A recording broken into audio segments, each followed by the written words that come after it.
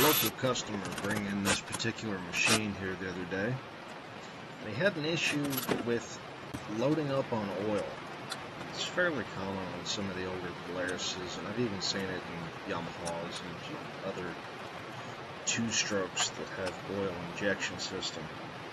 Basically, the oil pumps are a variable injection system, and they'll get stuck in their full field or full flow mode, and in doing so, just flood the machine with oil.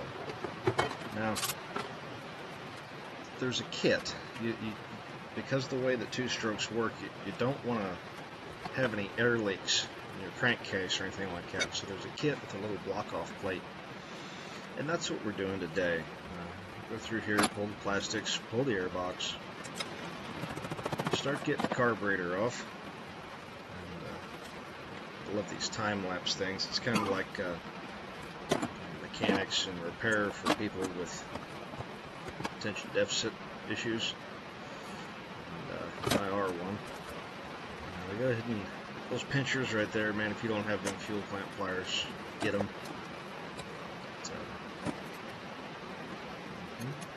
Pull the lines off there. Get the carburetor out of the way for the time being.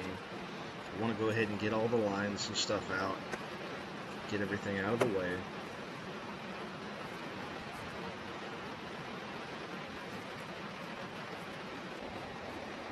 Now there's not a good view of the pump. It's a pretty tight assembly, but that's what we're attacking now. We're going to try and get the cable off of it, which, as you can see, we've got a wrench down there in the bottom. Slowly, slowly, slowly. We're actually loosening it. It looks like I flipped the frame when I was filming.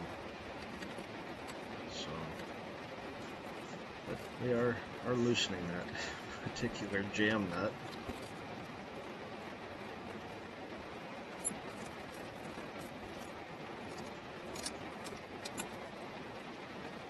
I noticed some weird background noise.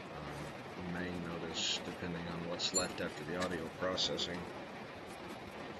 I keep that ultrasonic cleaner running just about all day, every day, and the old girl makes some pretty weird noises.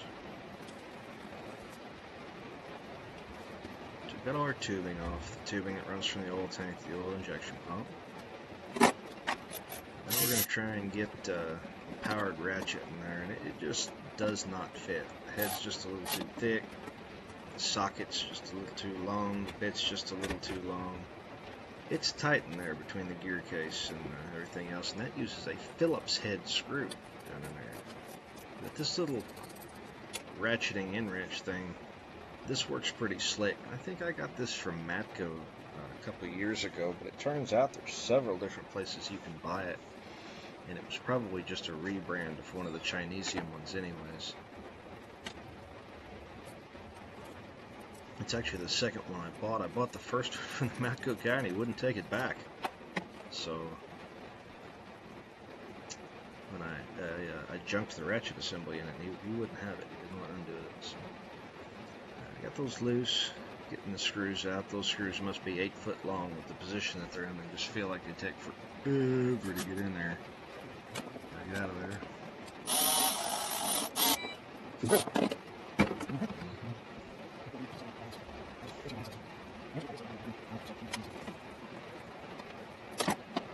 There's our oil pump. It's out. I'll wipe all the grease and crap off there and go find the new part to put on.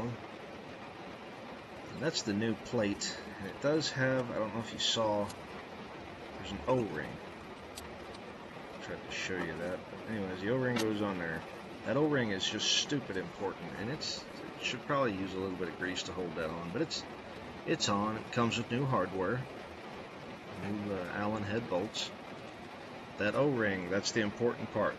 You can't just, I guess you could just stick a plate over it, but it'd have a tendency to, that crankcase under vacuum was running, have a tendency to pull a gasket in, whereas that O-ring with that little stop around it like you saw, that's going to be a much better, more reliable type of seal.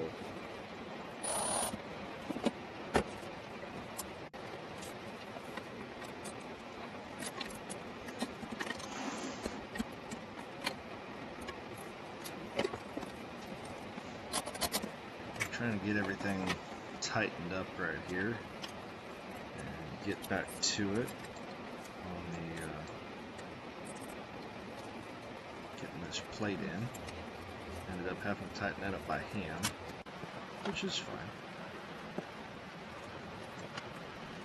Now we're this close to being done with the conversion, but it doesn't do any good if I don't look at the carb real quick. Now, the customer's not paying me to look at the carb or to take it apart, but it's the right thing to do in this situation.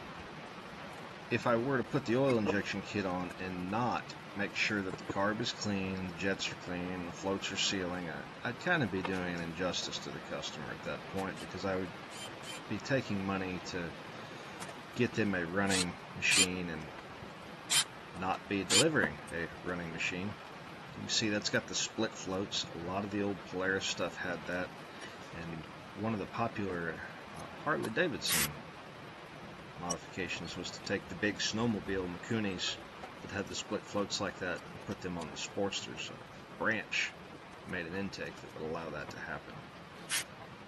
And they were a lot easier tuned.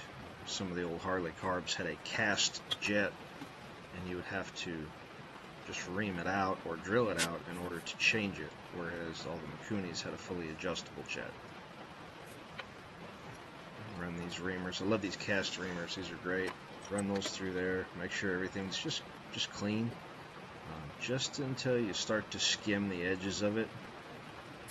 Blow it out a couple times. Look at it real good. Hold it up to the light. Make sure you got a good round circle in there. You don't want anything to look triangulated or funny shape or ragged edges. And then just run the screws back down.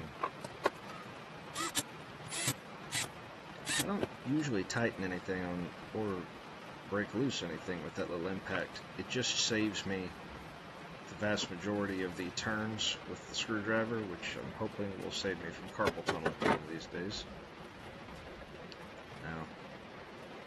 Now, again, this is just a pre-mix conversion, so we're not going to go real far into tuning or anything. Really don't need to tune much. Just run, if you run your oil 30 something to 1, depending on your application.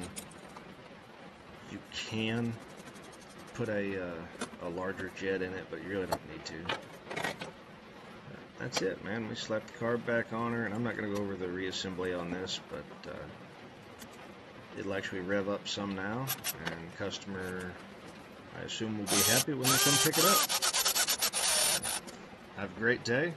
Please subscribe to this channel, and look forward to talking to you later. Have a good one.